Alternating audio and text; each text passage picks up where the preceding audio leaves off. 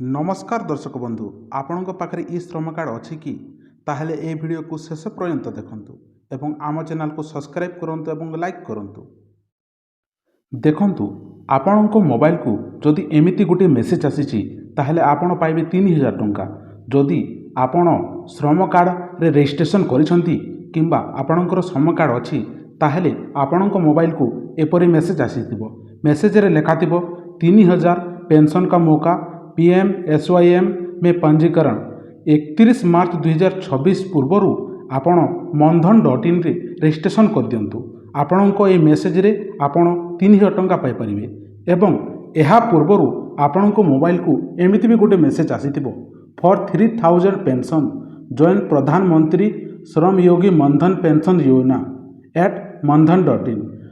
आपण मंथली 55 टंका स्टार्ट करी यार कंट्रीब्यूशन आरंभ करें एवं आपण को यही सरकारी योजना 3000 टंका मिल।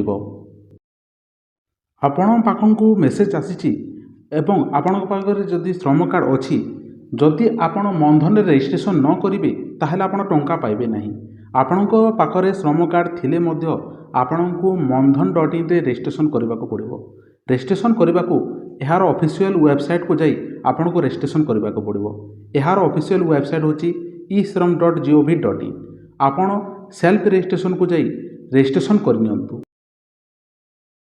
सेल्फ रजिस्ट्रेशन को गला परे यहाँ पर देखंतु एठार गोटे ऑप्शन आसुची registration on e-Shram login.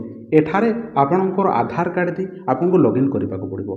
Login कला परे आपण मनधन.in को जाई सेठारे आपण को रजिस्टर करने को पड़ो।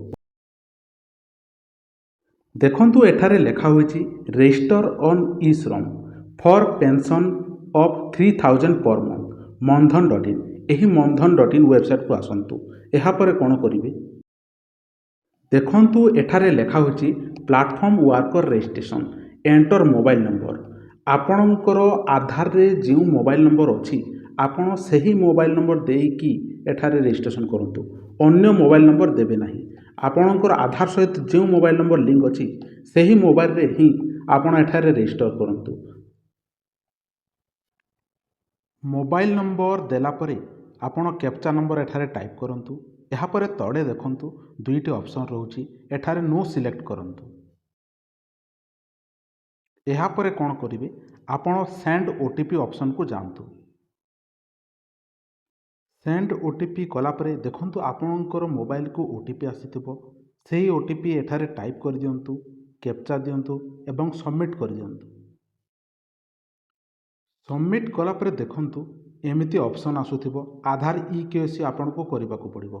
एठारे आपणकर आधार नंबर टाइप करंतु।